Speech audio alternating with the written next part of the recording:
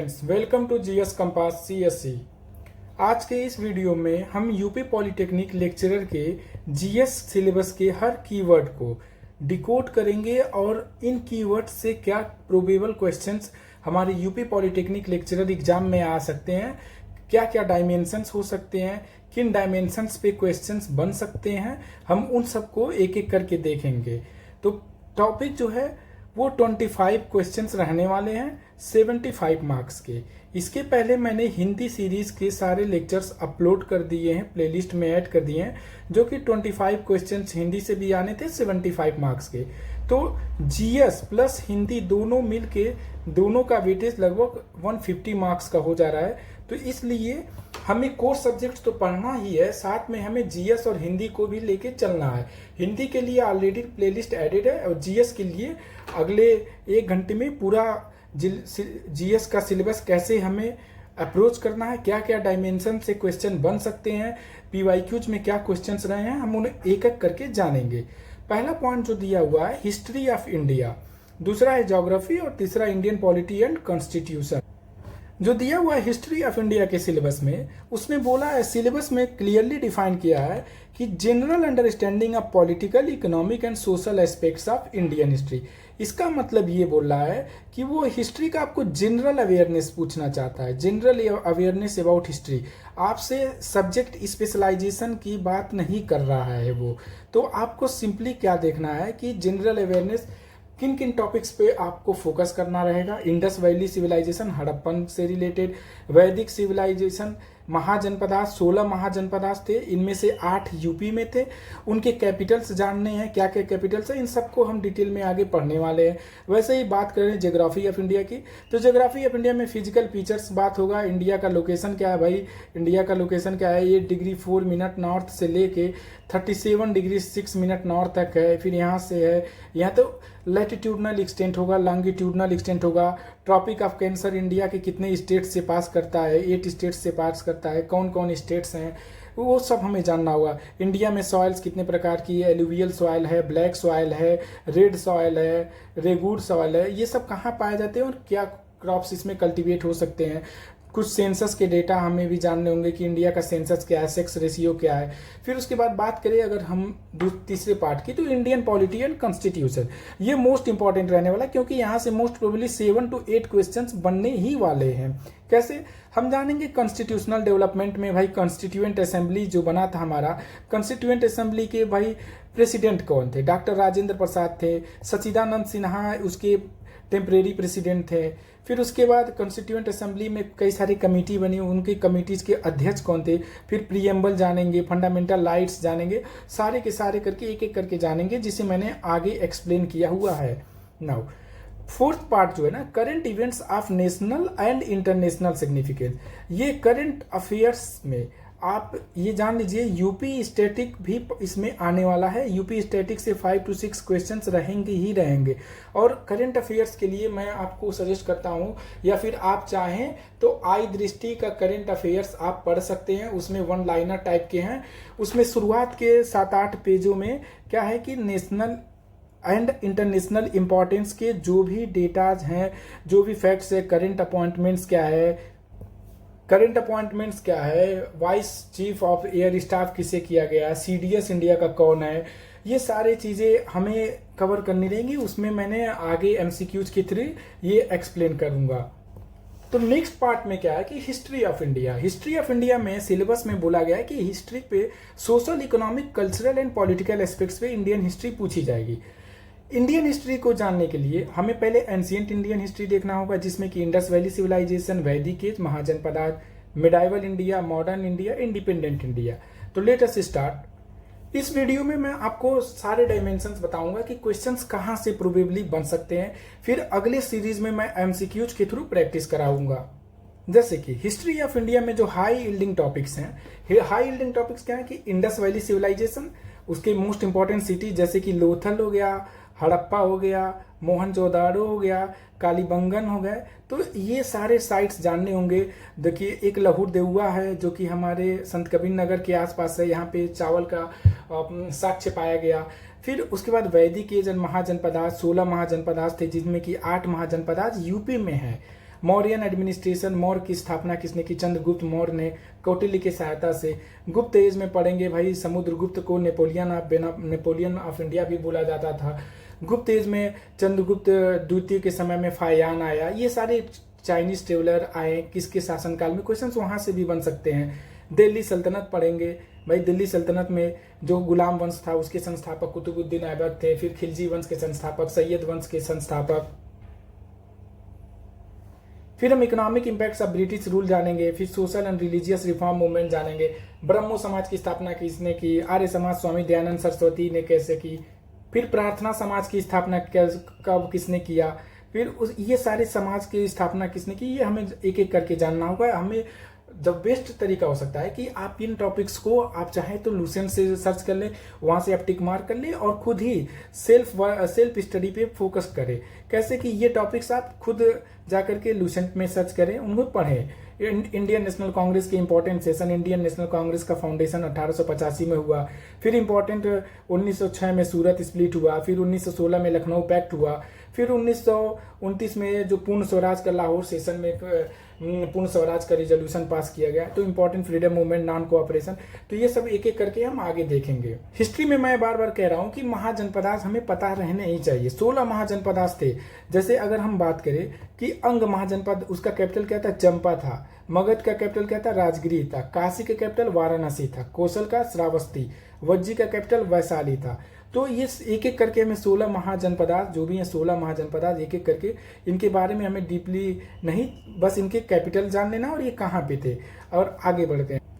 अगर 16 महाजनपदास पॉसिबल नहीं है याद करना, तो एटलीस्ट इतना तो कर सकते हैं कि यूपी में जो 8 महाजनपदास हैं उनको हम याद कर ले। जैसे काशी है, काशी का कैपिटल क्या है? वाराणसी है। फिर मल्ल जो कुशीनगर के पास का इलाका है। फिर छेदी, इसका कैपिटल सुक्तिमती। कुरु का कैपिटल इंद्रप्रस्थ। सुरसेन मथुरा, जहां पे लॉर्ड कृष्ण से रिलेटेड था। पांचाल कैपिटल अहिछत्र था या काम्पिल्य था। ये सारी चीजें 8 महाजनपदास हमें याद होना चाहिए। और काशी में जो थे एंशियंट कल्चरल था। कौशल के राजा पावरफुल थे, प्रसेनजीत थे। क्वेश्चन पूछ सकता है भाई कि कौशल का कैपिटल क्या है? तो यूपी से रिलेटेड भी है और हिस्ट्री से भी रिलेटेड है। तो इसलिए इम्फेसिस हमारा होना चाहिए कि एटलीस्ट ये 8 महाजनपदास हमें फिंगर टिप्स पे याद हों। फिर बार बार क्वेश्चंस बनना है कि फेमस हड़प्पन साइट्स, जैसे कि एंशियंट इंडियन हिस्ट्री में क्या पूछ सकता है? हड़प्पा कहाँ पे था? पंजाब और पाकिस्तान पे। हड़प्पा के नाम पे ही हड़प्पा सभ्यता का नाम रखा गया। फिर मोहनजोदारो, मोहनजोदारो का मतलब क्या होता है कि मुर्दों का टीला, माउंट ऑफ द डेड को मोहनजोदारो बोला जाता है। ठीक है, यहाँ पे मोहनजोदारो में क्या क्या मिला? क्वेश्चन ऐसे बन सकता है कि जो ग्रेट बाथ था या फिर स्नानागार था वो कहाँ पे मिला? तो वहाँ मोहनजोदारो में मिला था। फिर वहाँ पे अन्नागार भी कहाँ मिला था? मोहनजोदारो में। फिर धौलावीरा जो है ना, धौलावीरा गुजरात का एक पोर्ट इलाका था। कैसे? वो ये एक पोर्ट इलाका था जहाँ पे कैनाल थे, रिजर्वायर्स थे, यहाँ से ट्रेड भी होता था। राखीगढ़ी जो है, राखीगढ़ी हरियाणा में है और ये राखीगढ़ी हड़प्पन साइट है। और यहाँ पे राखीगढ़ी में साक्ष्य मिला अर्बन प्लानिंग का। फिर आता है कालीबंगन जो कि राजस्थान में है। कालीबंगन राजस्थान में, यहाँ पे अलतार मिले, अग्नि का साक्ष्य मिला। यहाँ पे जुते हुए खेत मिले, मतलब कि जुते हुए खेत, यहाँ पे प्लॉव्ड फील्ड मिले। फिर लोथल गुजरात में है। तो क्वेश्चन क्या बन सकता है मेरा बताने का? मैं आपको यहाँ पे पूरा हिस्ट्री पढ़ाने नहीं, मैं आपको डायमेंशंस की क्या क्या डायमेंशन से क्वेश्चन बन सकते हैं, आप उन डायमेंशन को जरूर देखिए। कालीबंगन, लोथल, बनावली। अब बनावली क्या है कि हरियाणा में है। यहाँ पे बनावली हरियाणा में, इसका क्या खासियत है कि यहाँ पे जो है घोड़े का साक्ष्य मिला था बनावली में। फिर आलमगीरपुर उत्तर प्रदेश में है। यहाँ पे आलमगीर एक हड़प्पन साइट है अपर गंगा प्लेन में। फिर सुक्ता गोरगंडो, ये सुक्त गेंडोर कहाँ मिला? मकरान कोस्ट पे मिला। ट्रेड सेंटर था ये। तो ये इतने कम से कम बेसिक साइट्स का नाम पता होना चाहिए। 25 क्वेश्चंस आने वाले हैं और वो इजीली आपको मार्क्स नहीं मिलने वाले, आपको इसके लिए जीएस में स्ट्रगल करना ही पड़ेगा। फिर हम नेक्स्ट पार्ट पे आते हैं कि भाई 1857 का रिवोल्ट था, वो फेमस लीडर कौन थे? जैसे बहादुर शाह जफर ने कहाँ से नेतृत्व किया? दिल्ली से। फिर दिल्ली से कि बहादुर शाह जफर मुगल एम्परर था और उसके नाम पे ये रिवोल्ट स्टार्ट किया गया। फिर रानी लक्ष्मीबाई लड़ी झांसी से, बुंदेलखंड से, उन्हें ब्रेव क्यों ना झांसी कहा जाता है। और रानी लक्ष्मीबाई को मेजर ह्यूरोज जो था ना, इसने दमन किया था वहाँ की रिवोल्ट को। और ह्यूरोज ने बोला था कि रानी लक्ष्मीबाई बहुत बहादुरी से लड़ी। फिर नाना साहब कानपुर से लड़े, तांत्या टोपे नाना साहब के सहायक थे। कुंवर सिंह, जो ये मोस्ट इंपॉर्टेंट है, बार बार पूछता है, कुंवर सिंह बिहार के जगदीशपुर से लड़े, मौलवी अहमदुल्ला शाह फैजाबाद से लड़े, बेगम हजरत महल लखनऊ से, खान बहादुर खान बरेली से, फिर राव तुलाराम हरियाणा से, अजमुल्ला खान कानपुर से, झलकारी बाई झांसी से। और ये अजमुल्ला खान कानपुर से इसलिए रिलेटेड है, कानपुर से नाना साहब ने लड़ा था। ये अजमुल्ला खान नाना साहब के क्या थे, सलाहकार थे। अब ये कुछ इंपॉर्टेंट बातें जान लेते कि ह्यूज रोज जो था ना, इसने ग्वालियर पे कब्जा किया। ये मतलब कि झांसी के जो रिवोल्ट था उसका दमन ह्यूज रोज ने किया। जेम्स आउटरम ने लखनऊ को कैप्चर किया। फिर आता है हेनरी हेवलॉक ने कानपुर लखनऊ को, जॉन निकलसन दिल्ली को कैप्चर किया। फिर हमारा शॉर्ट में बुद्धिज्म पे भी हमारा फोकस रहना चाहिए कि बुद्धिज्म का फाउंडर गौतम बुद्ध थे 6th सेंचुरी BC में। भगवान बुद्ध का जन्म लुम्बिनी नेपाल में हुआ 563 BC में। पिता का नाम सुधोधन, माता का नाम महामाया। ये 29 साल की एज में इन्होंने घर द्वार छोड़ करके चले गए। फिर इन्होंने इनलाइटमेंट मतलब बोधिसत्व प्राप्त किया बोधगया बिहार में। इन्होंने अपना पहला जो शिक्षा था सारनाथ में दिया। फिर कुशीनगर में इनकी 483 BC में मृत्यु हो जाती है। फिर इनके 4 नोबल ट्रूथ थे कि लाइफ इज सफरिंग, दुख है, फिर suffering is caused by desire, फिर सफरिंग कैन एंड निर्वाण से, the way to end suffering is 8-fold path. फिर इन्होंने 8-fold पाथ बताया कि हमें अष्ट मार्ग बताया कि हमें सही समझना है, सही सोचना है, सही बोलना है, सही एक्शन लेना है, सही लाइवलीहुड रखना है, सही एफर्ट करना है, सही दिमाग रखना है और सही तरीके से ध्यान केंद्रित करना है। मेजर टीचिंग्स जो थे ना इनके, ये कंपैशन, करुणा, अहिंसा। इंपॉर्टेंट प्लेस जो था ना, भगवान बुद्ध का जन्म प्लेस जो था लुम्बिनी था। इनको बोधिसत्व का ज्ञान हुआ बोधगया में। इन्होंने पहली शिक्षा दी सारनाथ में। इनका महापरिनिर्वाण, जब इनकी मृत्यु हुई तो उसे महापरिनिर्वाण बोला जाता, वो कुशीनगर में हुई। फिर बुद्धिज्म के कुछ ब्रांचेज भी थी। थेरावेदा बुद्धिज्म जो कि श्रीलंका, म्यांमार, थाईलैंड, कंबोडिया और पार्ट्स ऑफ इंडिया में फॉलो किया गया। फिर महायान बुद्धिज्म चाइना, जापान में। फिर वज्रयान बुद्धिज्म जो कि तिब्बत में ये वाला इंपॉर्टेंट है। क्यों? क्योंकि तिब्बत में जो है वज्रयान बुद्धिज्म है और दलाई लामा भी उधरी से रिलेटेड है। तो इंपॉर्टेंट टेक्स्ट विनय पिटक, सुत्त पिटक और अभिधम्म पिटक, ये तीनों जो है बुद्धिज्म से रिलेटेड टेक्स्ट हैं। Now spread of Buddhism, emperor Ashok जो थे वो उन्होंने मेजर रोल प्ले किया कि बुद्धिज्म का स्प्रेड हो। इसके अलावा हमें 4 बुद्धिस्ट काउंसिल पता होना चाहिए कि 4 बुद्धिस्ट काउंसिल हुए थे और वो कहाँ हुए थे। पहला बुद्धिस्ट काउंसिल जो था 483 BC में हुआ। अजात शत्रु ने कराया उसे। अजात शत्रु ने कहाँ पे कराया था? उसने कराया था हमारा राजगिरी में। फिर सेकेंड बुद्धिस्ट काउंसिल होता है 383 BC में। कालाशोक करवाता है उसे वैशाली में। फिर थर्ड बुद्धिस्ट काउंसिल होता है 250 BC में। इसे कराते हैं अशोक जो कि पाटलिपुत्र में। फोर्थ बुद्धिस्ट काउंसिल होती है कनिष्क के समय में 78 AD में। कनिष्क कराते हैं इसे कुंडलवन कश्मीर। तो ये 4 बुद्धिस्ट काउंसिल हमें पता होना चाहिए। ये कहाँ पे हुए थे, किसने कराया, तो इस तरह से हमारा अप्रोच रहना चाहिए। नेक्स्ट पार्ट हिस्ट्री में रहने वाला है कि जैनिज्म के बारे में भी शार्ट जान लेते हैं कि जैनिज्म के फाउंडर जो थे महावीर थे 6th सेंचुरी BC में। Based on the teachings of earlier 23 Tirthankars, total 24 Tirthankar थे। फिर 24वें तीर्थंकर महावीर थे। पहले तीर्थंकर ऋषभनाथ थे, आदिनाथ। 23वें तीर्थंकर पार्श्वनाथ थे। तो डायरेक्टली क्वेश्चन पूछ सकता है कि 24वें तीर्थंकर कौन थे, तो वो महावीर थे। फिर वो पूछ सकता है कि पहले तीर्थंकर कौन थे, तो ऋषभनाथ थे। 23वें पार्श्वनाथ थे। 22वें नेमिनाथ। तो इतना एटलीस्ट हमको जानना ही होगा। और जैन में जो थे जैन अर्थात जो महावीर थे उनका जन्म कुंडग्राम वैशाली बिहार में हुआ था। उनके पिता का नाम सिद्धार्थ था, माता का नाम त्रिशला था। और इन्होंने इनलाइटमेंट जो है 42 साल की उम्र में पाया, जिसे हम कहते हैं जृंबिका ग्रम नियर वैशाली में।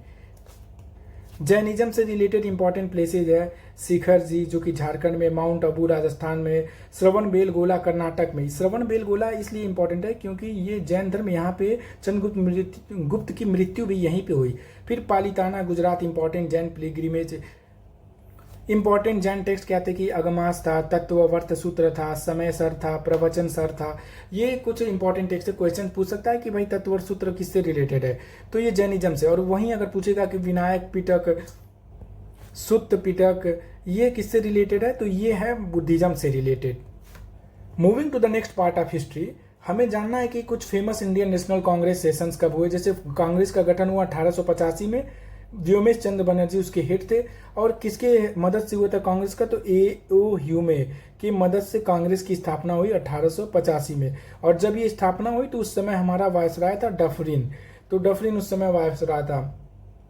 फिर उसके बाद जो इम्पोर्टेंट है 1907 में सूरत स्प्लिट हुआ, रास बिहारी घोष उस समय अध्यक्षता किए और ये नरम दल और गरम दल में बट गया। फिर 1916 में लखनऊ पैक्ट हुआ, अंबिका चरण मजूमदार उसकी अध्यक्षता किए और उसमें क्या हुआ कि जो नरम दल गरम दल था वो फिर से एकजुट हो गए। फिर 1920 में नागपुर सेशन हुआ, उसने नॉन कोऑपरेशन मूवमेंट को फॉलो किया कि नॉन कोऑपरेशन मूवमेंट अब लॉन्च होगा, जिससे गांधी जी ने 1920 में नॉन कोऑपरेशन मूवमेंट लॉन्च किया।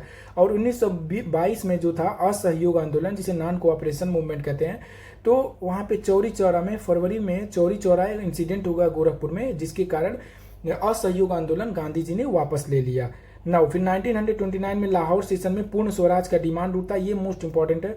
अगर मैं कहूँ सबसे इंपॉर्टेंट कौन है तो लाहौर, जिसकी अध्यक्षता जवाहरलाल नेहरू ने की। और ये पूर्ण स्वराज का डिमांड लाहौर से ही लाहौर सेशन में कांग्रेस के मांग किया गया पूर्ण स्वराज का। फिर उसके बाद 1946 में मेरठ में हुआ, इंटरिम गवर्नमेंट बनी। 1942 में बॉम्बे में सेशन हुआ, जिसमें कि भारत छोड़ो आंदोलन रिजोल्यूशन पास किया गया। तो वी हैव टू सी कि कुछ इंपॉर्टेंट कांग्रेस सेशंस भी हम जान ले कि क्वेश्चंस यहां से भी बन सकते हैं। चूंकि इसमें बोला है कि सोशल, पॉलिटिकल एंड इकोनॉमिकल, तो सोशल में ये भी आता है कि कुछ फेमस पीजेंट स्ट्रगल्स, कैसे इंडिगो रिवोल्ट कहाँ पे स्टार्ट हुआ, बंगाल में। किसने किया, दिगंबर बिश्वास ने। और एक नील दर्पण नाम का एक पत्रिका भी थी, जिसे किसने, नील दर्पण को लिखा था किसने, तो दीनबंधु मित्र ने, दीनबंधु मित्र। पवना एग्रेरियन मूवमेंट किसने लॉन्च किया, तो ईश्वर चंद्र गुप्ता ने। किसके खिलाफ, जमींदारों के खिलाफ। फिर आता डेक्कन राइट्स, तो peasants of Deccan, money lenders के खिलाफ किया गया। चंपारण सत्याग्रह बिहार में, चंपारण महात्मा गांधी जी ने लॉन्च किया। फिर खेड़ा सत्याग्रह गुजरात में 1918 में सरदार वल्लभ भाई पटेल ने किया। फिर मोपला, ये अली मुसलियार ने किया था, कहाँ पे, मालाबार कोस्ट में, अगेंस्ट ऑपरेशन ऑफ लैंडलॉर्ड। मतलब कि जो जमींदारों की जो ऑपरेशन पॉलिसी थी, या फिर जो जमींदार दमनकारी नीतियां अपनाए थे, जो शोषण करते थे किसानों का, उसके खिलाफ उठा था। फिर आता बारदोली की सत्याग्रह, सरदार वल्लभ भाई पटेल ने किया। फिर आता तेम्बागा आंदोलन, केसी सेन, ज्योति बसु, जमींदारों के खिलाफ। फिर आता तेलंगाना पीजेंट स्ट्रगल, फिर निजाम और दोरालू के खिलाफ, नक्सलबारी मूवमेंट। तो वी हैव टू सी, मतलब कुछ फेमस पीजेंट स्ट्रगल। हम क्या करना है कि लूसेंट में जाना है, मॉडर्न इंडियन हिस्ट्री उठाना है और उसमें जो फेमस पीजेंट स्ट्रगल है उनको पढ़ लेना है कि किसने चालू किया और कहाँ से चालू किया। फिर उसके बाद आता है कि famous struggle movements in Indian history. तो स्वदेशी मूवमेंट 1905 में लागू किया गया। लीडर कौन थे, बाल गंगाधर तिलक, बिपिन चंद्र पाल। और 1905 में ही बंगाल का विभाजन भी करता है कौन, लॉर्ड कर्जन बंगाल का विभाजन करता है। और इसके प्रतिक्रिया में स्वदेशी मूवमेंट लॉन्च किया जाता है 1905 में। फिर आता है होम रूल लीग मूवमेंट 1916 से 18 के बीच में, बाल गंगाधर तिलक और एनी बेसेंट लॉन्च करती हैं। Non cooperation movement Mahatma Gandhi 1920 से 22 के बीच में लॉन्च करते हैं। खिलाफत मूवमेंट, अली ब्रदर्स, मोहम्मद अली और मौलाना शौकत अली, दोनों भाइयों ने खिलाफत मूवमेंट लॉन्च किया अंग्रेजों के खिलाफ, क्योंकि जो खलीफा था ओटोमान साम्राज्य का, उसे बंदी बना लिया था किसे, अंग्रेजों ने। फिर civil disobedient movement Mahatma Gandhi ने। फिर क्विट इंडिया मूवमेंट 1942 में महात्मा गांधी ने लॉन्च किया, डू और डाई, 8 अगस्त 1942 को क्विट इंडिया मूवमेंट। फिर इंडिविजुअल सत्याग्रह, ये मोस्ट इंपॉर्टेंट है कि इंडिविजुअल सत्याग्रह महात्मा गांधी ने चालू किया। और इसके पहले इंडिविजुअल सत्याग्रह थी विनोबा भावे जी। रॉयल इंडियन नेवी म्यूटनी 1946 में, और MS खान, मदन गुरु। ये क्या था कि इंडियन नेवी ने अंग्रेजों के खिलाफ जो म्यूटनी की उसे बोला जाता है रॉयल इंडियन नेवी। फिर आता है तेलंगाना आर्म्ड पीजेंट स्ट्रगल। तो इन शॉर्ट ये सारे मूवमेंट थे, स्वदेशी movement, home rule movement, non cooperation movement. फिर आता है जलियांवाला बाग हत्याकांड 1919 में हुआ था, अब बैसाखी के दिन हुआ।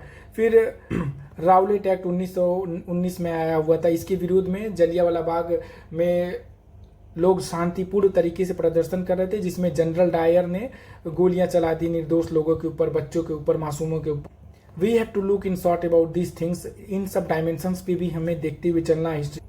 जो नेक्स्ट पार्ट है हमारा वो है ज्योग्राफी ऑफ इंडिया। अब ज्योग्राफी ऑफ इंडिया में उसने बोला है कि physical, social, economic and human aspect. Physical अगर बात करें तो इंडिया का लैटिट्यूडनल एक्सटेंट, लॉन्गिट्यूडनल एक्सटेंट पूछ सकता है। ये भी पूछ सकता है कि ट्रॉपिक ऑफ कैंसर जो है या कर्क रेखा जो है, ट्रॉपिक ऑफ कैंसर कितने स्टेट्स के थ्रू पास करी, तो वो 8 स्टेट्स के थ्रू पास कर रही है, 8 स्टेट्स के थ्रू पास करी है। अब इन 8 स्टेट्स का नाम पता होना चाहिए, अभी एक लाइन से बताऊंगा मैं। फिर उसके बाद होता है कि टोटल 3.28 मिलियन स्क्वायर किलोमीटर है। India area wise 7th largest country है। फिजियोग्राफी में इंडिया में हिमालय है, नॉर्दर्न प्लेन, पेनिनसुलर प्लेट्यू। अभी सब करके ड्रेनेज सिस्टम पढ़ना है, क्लाइमेट क्या है इंडिया का। ज्योग्राफी के जो हाई यील्डिंग टॉपिक्स है क्या क्या हो सकते हैं, अगर हम थोड़ा जूम करें तो इंडिया का location, size, latitudinal, longitudinal extent, India कितने कंट्रीज के साथ बाउंड्री बनाती है, इंडिया कितने कंट्रीज के साथ बाउंड्री बनाती है, बांग्लादेश हो गया, इधर बांग्लादेश हो गया, इधर भूटान हो गया, पाकिस्तान हो गया, ये कितने टोटल कंट्रीज के साथ बाउंड्री बनाती है। बांग्लादेश के साथ सबसे ज़्यादा लंबी लैंड बाउंड्री बनाती है इंडिया। फिर physiographic divisions of India, important features, Himalaya, Indo Gangetic planes, drainage system, Indian climate, natural resources, कौन से ओर्स मिनरल्स कहाँ पे इंडिया में पाए जाते हैं। तो we have to look in short about these. आप चाहे तो इसका स्क्रीनशॉट लेके इससे रिलेटेड एमसीक्यूज आप खुद ही जनरेट कर लो। जैसा कि बताया था, इंडिया में जो ट्रॉपिक ऑफ कैंसर वो 8 स्टेट से पास करता है। पहला स्टेट गुजरात है, दूसरा राजस्थान है, तीसरा मध्य प्रदेश है, चौथा छत्तीसगढ़ है, पांचवा झारखंड है, छठवां वेस्ट बंगाल है, और उसके बाद 7वां त्रिपुरा है, 8वां मिजोरम है। तो ये 8 स्टेट्स के थ्रू पास होती है ट्रॉपिक ऑफ कैंसर। अब बात आती है कि यहाँ से यूपी में एक इलाहाबाद से जो है ना 82 degree 30 minutes meridian, standard meridian pass करती है, जिससे कि हमारे इंडिया का टाइम मेजर होता है।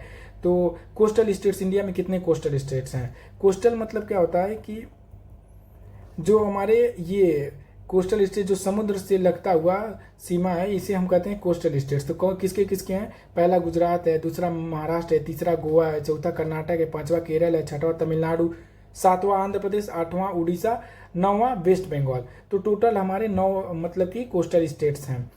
टोटल कोस्टल जो बाउंड्री है वो अभी रिवाइज हुई है और लेटेस्ट डेटा है कि 11,098.81 किलोमीटर्स जो हमारी कोस्टल बाउंड्री है। नंबर ऑफ कोस्टल स्टेट्स 9 है और यूनियन टेरिटरी में अंडमान निकोबार है, लक्षद्वीप है, दादरा नगर हवेली है, पुडुचेरी है। तो these are the some union territories. Geography में जो मोस्ट इंपॉर्टेंट पार्ट रहने वाला वो हिमालयन लैंडफॉर्म्स रहने वाला है। कैसे कि अगर जूम करें तो ग्रेट हिमालय, जो नॉर्दर्न मोस्ट हिमालय हिमाद्री है, फिर उसके बाद मिडिल हिमालय हिमाचल, और जो साउदर्न मोस्ट, देखिए ये वाला पार्ट क्या है कि ये हिमाद्री है या ग्रेटर हिमालय। ये वाला पार्ट क्या है कि हिमाचल है, जो मिडिल पार्ट है। जो सबसे लोअर पार्ट है इसे बोलते हैं साउदर्न मोस्ट पार्ट, शिवालिक बोलते हैं। कश्मीर वैली होती है, पीर पंजाल रेंज उसका पार्ट है। फिर कुल्लू वैली जो हिमाचल प्रदेश और शिमला का, ये कुल्लू वैली होता है। फिर दून वैली जो कि उत्तराखंड में है। तो पीडमॉन्ट प्लेन्स। तो लेट अस लुक, कुछ इंपॉर्टेंट पासेज भी हमको जानने हैं कि कौन सा पास कहाँ पे, जैसे खारदंगला पास कहाँ पे, लेह लद्दाख में, जोजिला पास श्रीनगर में है, रोहतांग पास किस स्टेट में, ये ज़्यादा जरूरी है। खारदंग पास लद्दाख में है, जोजिला जम्मू एंड कश्मीर में है, रोहतांग पास हिमाचल प्रदेश में, नीति पास उत्तराखंड में, लिपुलेख पास उत्तराखंड में, और एक माना पास है वो भी उत्तराखंड में होता है, माना पास भी उत्तराखंड में। ये सब क्वेश्चंस पूछे हुए हैं। फिर आता है बुमला पास, ये अरुणाचल प्रदेश में, नाथुला सिक्किम में। तो दीज आर सम इम्पॉर्टेंट। अब कुछ फेमस पिक्स जो है ना वो, जैसे कंचनजंगा कहाँ पे, सिक्किम में, नंदा देवी उत्तराखंड में, कामेत उत्तराखंड में, सलतोरो जम्मू कश्मीर में, सासेर जम्मू कश्मीर में, नंदाकोट उत्तराखंड, तो धौलागिरी नियर उत्तराखंड, पंचौली उत्तराखंड, बंदरपूंछ उत्तराखंड। हमें जो फोकस करना है वो आयरन ओर्स की ओर प्रोड्यूसिंग स्टेट्स कौन से हैं, major ore iron ore, major iron ore producing states कौन से, उड़ीसा है। मैंगनीज मैक्सिमम कहाँ प्रोड्यूस होता है, मध्य प्रदेश। बॉक्साइट उड़ीसा में। फिर उसके बाद कॉपर सबसे ज़्यादा राजस्थान में, सबसे ज़्यादा गोल्ड कर्नाटक में, लाइमस्टोन मध्य प्रदेश में। फिर कोल सबसे ज़्यादा कहाँ प्रोड्यूस होता है, झारखंड में, फिर उड़ीसा में। ये सब क्वेश्चन हमें देखना है। माइका झारखंड में, कोडरमा में। तो ये बताने का मतलब ये है कि जितने भी ओर्स हैं ये दिख रहे हैं, आयरन ओर पहला, कॉपर दूसरा, तीसरा, चौथा, पांचवा, छठवां, सातवां, आठवां, नौवां, 10वां, ये सब के सब 10 ओर्स कौन से स्टेट्स मैक्सिमम प्रोड्यूसर हैं, इनको हमें जान लेना होगा। और इनका एक शॉर्ट नोट्स लेटेस्ट डेटा के हिसाब से हमें जान लेना होगा। मैक्सिमम केसेज में उड़ीसा ही मोस्ट केसेज में उड़ीसा ही ज़्यादातर ओर्स के प्रोड्यूसिंग है। जैसे कि आयरन ओर सबसे ज़्यादा उड़ीसा में, मैंगनीज एमपी में, बॉक्साइट भी उड़ीसा में, कॉपर राजस्थान में, लीड राजस्थान में, गोल्ड कर्नाटक में, फिर क्रोमाइट उड़ीसा में, माइका झारखंड में। तो these are the some major ore producing states. Next part आते हैं अगर ज्योग्राफी में, तो मेजर रिवर्स। तो मेजर रिवर्स में इंडस रिवर का ओरिजिन कहाँ है, तो नियर लेक मानसरोवर तिब्बत में है। फिर ये अरेबियन सी में जाके मिलता है। गंगा का गंगोत्री ग्लेशियर ब्रह्मपुत्र का तिब्बत में होता है। यमुना यमुनोत्री ग्लेशियर उत्तराखंड में। गोदावरी महाराष्ट्र में त्रिम्बक से। ये सारे नदियाँ कहाँ से उद्गम स्थल है, कहाँ पे जाके मिलती हैं, ये हमें जानना जरूरी है। तो ये साबरमती अरावली रेंज से निकलती है और जाके गुल्फ ऑफ खम्बत में मिल जाती है। फिर नर्मदा रिवर अमरकंटक की पहाड़ी से। तापी, ये देखो दो नदियां इंपॉर्टेंट है, क्यों कि ये नर्मदा नदी और ये तापी नदी, ये जाके कहाँ पे मिलती हैं, ये अरेबियन सी में मिलती हैं। बाकी नदियां जाके कहाँ पे मिलती हैं, तो बे ऑफ बंगाल में मिलती हैं। जैसे गंगा आई बे ऑफ बंगाल में मिली, यमुना बे ऑफ बंगाल में, ब्रह्मपुत्रा बे ऑफ बंगाल में, महानदी बे ऑफ बंगाल में, गोदावरी बे ऑफ बंगाल में, कावेरी बे ऑफ बंगाल में। ये सारी की नदियां कहाँ पे, बे ऑफ बंगाल में। लेकिन जो ये दो नदी है नर्मदा और तापी, ये अरेबियन सी में मिलती है। तो क्वेश्चन यहाँ से बन सकते हैं। फिर इंडिया में किस तरह की मिट्टियाँ पाई जाती है, alluvial soil Indo Gangetic plain में मिलता है, जो कि बहुत ही ज़्यादा फर्टाइल होता है, इसलिए यहाँ पे खेती की जाती है। और जो जो यहाँ से क्वेश्चन पूछ सकते हैं ना, नए एलुवियल सॉइल को हम लोग कहते हैं खादर और ओल्ड एलुवियल सॉइल को हम लोग कहते हैं भांगर। तो जो नया ओल्ड होता है खादर ना, वो ज़्यादा फर्टाइल होता है, क्यों, क्योंकि ये रिप्लेनिश होता रहता है, यहाँ पे मिनरल्स आते रहते हैं। और भांगर पुराना हो चुका होता है। फिर black soil Deccan plateau Maharashtra MP Gujarat, जहाँ पे कॉटन बेस्ट कॉटन जो होता है वहाँ पे बेस्ट सुटेबल होता है। रेड सॉइल कहाँ पे होता है, तमिलनाडु कर्नाटक। रेड सॉइल में पानी की कम होती है क्षमता रिटेन करने की, इसलिए यहाँ पे मिलेट्स पल्सेस, जिससे पानी, जिन फसलों को पानी कम चाहिए वो रेड सॉइल में उगते हैं। Laterite soil T, coffee, cashew nuts, जो कि हाई वेस्टर्न घाट्स असम मेघालय उड़ीसा में पाई जाती है। डिजर्ट सॉइल राजस्थान में गुजरात में, बाजरा ज्वार बार्ली। फिर आता है फॉरेस्ट सॉइल, पीटी सॉइल जो कि दलदली होती है, जो कि राइस जूट शुगर केन के लिए सुटेबल होती है। यूपीपीएससी का जो सबसे फेवरेट टॉपिक है वो है सस्टेनेबल डेवलपमेंट गोल। 17 के 17 सस्टेनेबल डेवलपमेंट गोल्स, हमें सारे 17 एसडीजी गोल्स पता होने चाहिए कि 17 एसडीजी गोल्स है। पहला एसडीजी गोल है नो पॉवर्टी, मतलब कि कोई भी गरीबी नहीं रहना चाहिए। जीरो हंगर, कोई भूखा नहीं रहना चाहिए। गुड हेल्थ को प्रमोट करना है, quality education, gender equality, 6 clean water. तो डायरेक्टली आपसे पूछ देगा, ये आपको याद करना है। अब कैसे याद करना है ये आपके ऊपर है। आप इसे किसी निमोनिक्स के थ्रू याद करें या फिर किसी ट्रिक्स को लगा के याद करें, तो आपको सस्टेनेबल डेवलपमेंट गोल्स याद करना है। पहला जैसे क्वेश्चन पूछ देगा एसडीजी 1 क्या है, तो नो पॉवर्टी है। क्वेश्चन पूछ दिया एसडीजी 7 क्या है, तो affordable and clean energy. Question पूछ दिया कि एसडीजी नंबर 11 क्या है, सस्टेनेबल सिटीज एंड कम्युनिटी है। तो you have to keep in mind कि आपको 17 एसडीजी गोल्स याद होने चाहिए। ये किसी भी कंपटीशन में पूछ सकता है। जो नेक्स्ट पार्ट है जो कि हमारे ज्योग्राफी का, वो मेजर सी पोर्ट्स है। मेजर सी पोर्ट्स क्या है कि भाई कांडला पोर्ट कहाँ पे, गुजरात में। मुंबई पोर्ट महाराष्ट्र में। जीएनपीटी महाराष्ट्र में। मरमुगांव पोर्ट गोवा में है। फिर उसके बाद नी मैंगलोर पोर्ट कर्नाटक में है। फिर कोची पोर्ट केरल में। टूटीकोरिन तमिलनाडु में। विशाखापट्टनम आंध्र प्रदेश में। यहाँ पे पारादीप पोर्ट उड़ीसा में है। हल्दिया कहाँ पे, वेस्ट बंगाल में है। फिर पोर्ट ब्लेयर कहाँ पे, अंडमान एंड निकोबार में, यहाँ पे पोर्ट ब्लेयर है। तो ये मेजर 12 पोर्ट्स जो है ना, मेजर 12 पोर्ट्स ये कहाँ पे स्थित है, ये हमें पता होने चाहिए। नाउ अगर हम देखा जाए तो गेटवे ऑफ ट्रेड, जो कि कनेक्ट करता है इंडिया विद ग्लोबल मार्केट्स के साथ। फिर आता है economic growth, connectivity, cargo handling. India है 13 major ports notified under major test act. 2 major port, Deendayal port Gujarat और Paradip port Orissa, operate as trust. फिर major ports handle more than 70% of India maritime trade. Next part जो रहने वाला है geography में, वो पूछ सकता है कि भाई हेरिटेज साइट्स कहाँ पे है। टोटल 43 हेरिटेज साइट्स है यूनेस्को के इंडिया में। टोटल 43 हेरिटेज साइट हैं और बायोडाइवर्सिटी हॉटस्पॉट्स भी हैं। तो उन 43 हेरिटेज साइट्स को अगर हम जानना चाहें तो पहला है आगरा फोर्ट, जो कि यूपी में। अजंता केव्स महाराष्ट्र में। एल्लोर केव्स महाराष्ट्र में। फिर हम्पी कर्नाटक में। Sun temple, Taj Mahal, Qutub Minar. ये मेरा एक एग्जाम्पल आपको बताने का कि आप इसका चाहें तो आप स्क्रीनशॉट ले सकते हैं।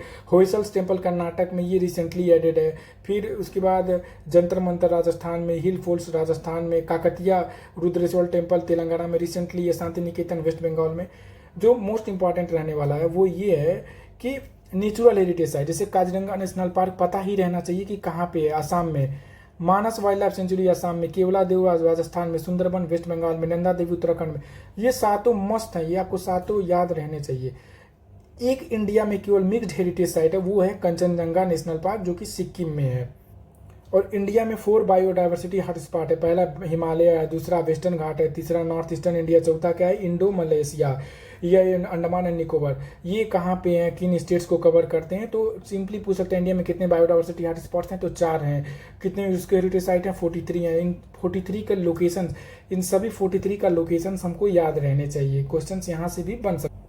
जो नेक्स्ट इंपॉर्टेंट पार्ट है वो हमारा इंडियन पॉलिटी एंड कॉन्स्टिट्यूशन रहने वाला है, जो कि 7 to 8 क्वेश्चन यहाँ से में भी बन सकते हैं। इंडियन पॉलिटी एंड कॉन्स्टिट्यूशन में मैं बताऊंगा क्या क्या पढ़ने हैं आपको। मोस्ट इंपॉर्टेंट टॉपिक वो है, पहला कि कॉन्स्टिट्यूशनल डेवलपमेंट्स, फिर उसके बाद आता है हमारा फंडामेंटल राइट्स, फिर उसके बाद आता है directive principles of state policy, फिर आता है यूनियन गवर्नमेंट एग्जीक्यूटिव, प्रेसिडेंट की फंक्शनिंग कैसी है, प्रेसिडेंट के पावर्स क्या है, किस आर्टिकल के तहत, आर्टिकल 72 के तहत प्रेसिडेंट पार्डन पावर है, फिर उसके बाद आर्टिकल 1, 2, 3 उनका क्या है कि ऑर्डिनेंस पावर है। तो ये सब हम एमसीक्यूज के थ्रू जो है अगले सीरीज में जानेंगे। इसमें मैं ओवरव्यू दे रहा हूँ कि हमें क्या डायमेंशन से क्वेश्चन कहाँ से बन सकते हैं। जैसे कि कॉन्स्टिट्यूएंट असेंबली ऑफ इंडिया, जो जिसने हमारा कॉन्स्टिट्यूशन का निर्माण किया, वो कॉन्स्टिट्यूएंट असेंबली के बारे में जानना जरूरी है कि टोटल स्ट्रेंथ जो थी उसकी 389 मेंबर्स थे। जो आइडिया ऑफ कॉन्स्टिट्यूएंट असेंबली थी एम एन राय के द्वारा दी गई थी। जो कई सारे कमिटीज थे, ये इंपॉर्टेंट है। स्टीयरिंग कमेटी के अध्यक्ष डॉक्टर राजेंद्र प्रसाद थे। ड्राफ्टिंग कमेटी मोस्ट इंपॉर्टेंट इसमें से जो है वो drafting committee doctor BR Ambedkar थे। फिर रूल्स कमेटी के doctor Rajendra Prasad. Advisory committee on fundamental rights के थे सरदार वल्लभ भाई Patel. Finance and staff committee doctor, ये आपको 8 याद होना चाहिए कि इन कमिटीज के अध्यक्ष कौन थे। फिर उसके बाद की लीडर्स जो थे, डॉक्टर राजेंद्र प्रसाद जो थे कॉन्स्टिट्यूएंट असेंबली के प्रेसिडेंट थे। BR अम्बेडकर चेयरमैन थे ड्राफ्टिंग कमेटी के। चेयरमैन थे यूनियन कॉन्स्टिट्यूशन कमेटी के जवाहरलाल नेहरू। तो वी हैव टू, और BN राव जो थे ना, BN राव वो लीगल एडवाइजर थे किसके, कॉन्स्टिट्यूएंट असेंबली ऑफ इंडिया के। जो टेम्पररी प्रेसिडेंट थे वो सतीदानंद सिन्हा थे। तो we have to take in account. जैसे पहला जो मीटिंग कॉन्स्टिट्यूएंट असेंबली का हुआ 9 दिसंबर 1946 को पहली मीटिंग हुई कॉन्स्टिट्यूएंट असेंबली की। और 26 जनवरी 1949 को हमारा कॉन्स्टिट्यूशन एडॉप्ट किया गया। इसी दिन हमारा प्रीएम्बल एडॉप्ट किया गया। और फिर उसके बाद 26 जनवरी 1950 को हमारे कॉन्स्टिट्यूशन ने केम इनटू फोर्स। फिर उसके बाद आते हैं हम लोग फंडामेंटल राइट्स की। फंडामेंटल राइट जो है ना वो पार्ट 3 ऑफ द कॉन्स्टिट्यूशन में है, जो कि आर्टिकल नंबर 12 से 35 तक है। अब आर्टिकल 14 से लेकर 18 तक राइट टू इक्वलिटी की बात करता है, जिसमें आर्टिकल 14 क्लियरली कहता है कि right to equality and equal protection before laws. फिर आर्टिकल 15 क्या कहता है कि no person shall be discriminated on the basis of the grounds of race, religion, caste, sex और प्लेस ऑफ बर्थ, ये बोलता है। तो ये सब मैं आपको एमसीक्यूज के थ्रू बताऊंगा। Now right to freedom, article 19 बोलता है कि right to freedom of speech and expression, assembly, association, movement.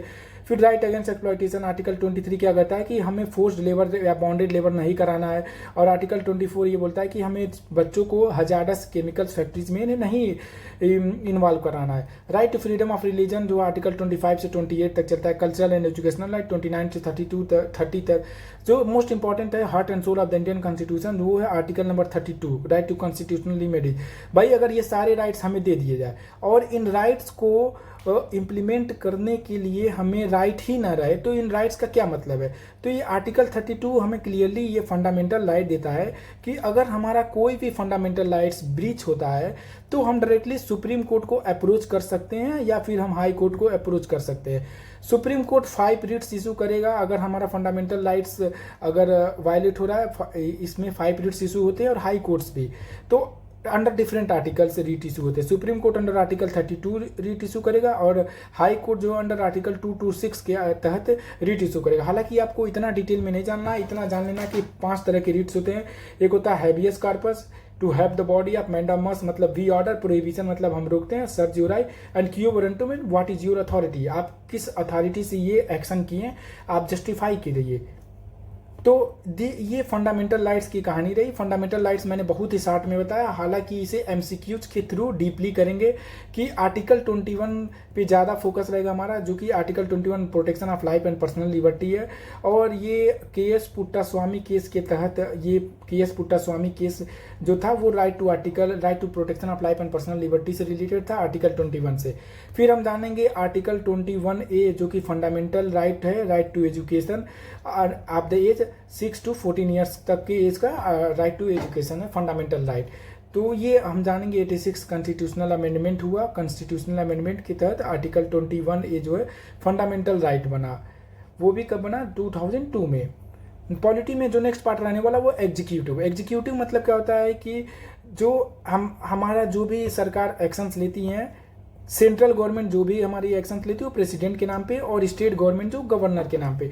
तो प्रेसिडेंट के बारे में आर्टिकल 52 पोस्ट ऑफ प्रेसिडेंट के बारे में बताता है कि हमारे इंडिया में एक प्रेसिडेंट होना चाहिए जिनकी minimum qualification 35 years of age, we should be a citizen of India, qualified for election to Lok Sabha.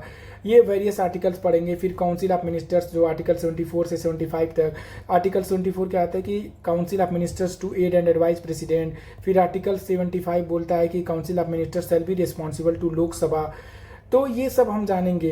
फिर कुछ चीज़ें मैं बता देता हूँ कि जैसे money bill. Money bill most important है, बार बार क्वेश्चन पूछा जाता है। मनी बिल केवल और केवल लोकसभा में ही पेश किया जा सकता है। और मनी बिल, कोई बिल मनी बिल है या नहीं है, ये कौन डिसाइड करता है, ये स्पीकर डिसाइड करते हैं।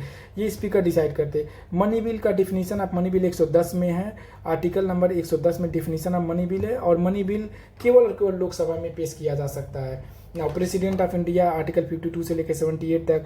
जो वाइस प्रेसिडेंट होते हैं ना, वो राज्यसभा के चेयरमैन भी होते हैं, वो राज्यसभा के चेयरमैन भी होते हैं। फिर स्टेट एग्जीक्यूटिव गवर्नर होते हैं, फिर काउंसिल ऑफ मिनिस्टर्स होते हैं। तो we have to be informative about these things. इन फैक्ट्स को हमें जानना होगा कि भाई vice president ex officio chairman of Rajya Sabha. President ordinance देते, प्रेसिडेंट जो है ना वो ऑर्डिनेंस देते हैं आर्टिकल 123 के तहत। और जो गवर्नर होते हैं वो ऑर्डिनेंस पास करते हैं या इशू करते हैं वो आर्टिकल 213 के। तो ये दोनों आर्टिकल पता रहने चाहिए। 123 प्रेसिडेंट के लिए, 123 प्रेसिडेंट के लिए और 213 गवर्नर के लिए। तो ये सारे के सारे एमसीक्यूज के थ्रू कवर करूंगा। अभी मैं सिर्फ डायमेंशंस बता। नेक्स्ट टॉपिक जो रहने वाला है पार्लियामेंट पॉलिटी का, वो है पार्लियामेंट। लोकसभा, राज्यसभा। लोकसभा में मैक्सिमम सीट्स है 552, लेकिन अब इसे रिड्यूस करके मैक्सिमम सीट्स 550 हो चुकी हैं, जिसमें कि हमारे लोकसभा में करंटली अभी 545 सीट्स है। राज्यसभा में 250 सीट्स होती हैं, जिसमें कि 38 सीट पर डायरेक्टली इलेक्शन होता है और बाकी 12 मेंबर जो है नॉमिनेट होते हैं। तो ये हमारी फंक्शन है। लोकसभा का टेन्योर 5 ईयर्स होता है, राज्यसभा के मेंबर्स का टेन्योर जो होता है वो 6 ईयर्स होता है। सारे मिनिस्टर्स लोकसभा में बैठते हैं, चाहे वो राज्यसभा के ही क्यों ना हो। जब वोटिंग करनी होंगी तो वो अपने रिस्पेक्टिव हाउसेज में चले जाते हैं। कुछ फेमस सुप्रीम कोर्ट जजमेंट्स भी जान लेने होंगे, जैसे Keshav Nandan Bharati versus state of Kerala, जिसने बताया कि basic doctrine of structure. Question पूछ सकता है कि बेसिक डॉक्ट्रिन स्ट्रक्चर ये किस सुप्रीम कोर्ट जजमेंट के थ्रू आया, तो केशव नंदन भारती केस के थ्रू। फिर आता है Golaknath versus state of Punjab के थ्रू आया कि पार्लियामेंट जो है फंडामेंटल राइट्स अमेंड नहीं कर सकती। हालांकि आपको इतना डिटेल में नहीं जाना, आपको ये केशव नंदन भारती केस जान लेना है, मिनर्वा मिल्स केस जान लेना है, Vishakha versus state of Rajasthan जान लेना है, फिर SR Bommai versus union of India में भी क्वेश्चन बन सकते हैं। हालांकि अगर question mostly Keshav Nandan Bharati case और के.एस. पुट्टा स्वामी केस से ही ज्यादातर क्वेश्चंस देखे गए हैं। K S. Putta Swami case article number 21 से रिलेटेड है, right to protection of life and personal liberty. कुछ फेमस कॉन्स्टिट्यूशनल अमेंडमेंट, मतलब कि कॉन्स्टिट्यूशन में जो भी चेंजेज हुए हैं कॉन्स्टिट्यूशनल अमेंडमेंट, वो हम जान लेते हैं। जैसे फर्स्ट कॉन्स्टिट्यूशनल अमेंडमेंट जो हुआ वो 1951 में हुआ। क्यों? वो जमीन सुधार करने के लिए सरकार को फर्स्ट कॉन्स्टिट्यूशनल अमेंडमेंट लानी पड़ी 1951 में। फिर जो मोस्ट इंपॉर्टेंट है 42nd कॉन्स्टिट्यूशनल अमेंडमेंट 1976, जिसने कि क्या किया कि 42nd कॉन्स्टिट्यूशनल अमेंडमेंट क्यों इंपॉर्टेंट है, क्योंकि इसमें क्या हुआ कि पार्ट 4A जिसमें बोलते हैं हम लोग fundamental duties 42nd constitutional amendment के थ्रू ऐड की गई। फिर उसी के थ्रू प्रियम्बल में socialist secular integrity word add की गई। फिर उसके बाद डीपीएसपी के कुछ आर्टिकल्स, हाँ डीपीएसपी का जो directive principle of state policy के जो आर्टिकल 39A, ये याद कर लेना। ये क्वेश्चन बार बार रिपीटेड होता है। To provide free legal aid to the poor. Free मतलब कि गरीब लोगों को कानूनी सहायता फ्री में प्रोवाइड करना, ये आर्टिकल 39A बताता है। फिर कॉन्स्टिट्यूशनल अमेंडमेंट 73 से हमारा पंचायती राज आया, पार्ट 9 एडेड हुआ, 11th शेड्यूल जिसमें कि 29 सब्जेक्ट्स हैं। कॉन्स्टिट्यूशन में हमारे टोटल 12 शेड्यूल्स हैं। ओरिजिनली 8 शेड्यूल्स थे, लेकिन क्या हुआ कि अमेंडमेंट कर करके टोटल 12 शेड्यूल हो चुके हैं। जो कि 11th शेड्यूल है वो पंचायती राज, 11वें नंबर का शेड्यूल है वो पंचायती राज से रिलेट करता है। पंचायती राज में कितने सब्जेक्ट्स है? 29 है। 12 शेड्यूल जो है वो करता है म्यूनिसपालिटीज से। और इसमें कितने सब्जेक्ट्स है, इसमें टोटल हैं 18 सब्जेक्ट। तो ये यहाँ पे लिखा हुआ है 86 कॉन्स्टिट्यूशनल अमेंडमेंट एक्ट 2002 में right to education fundamental right बनाया गया।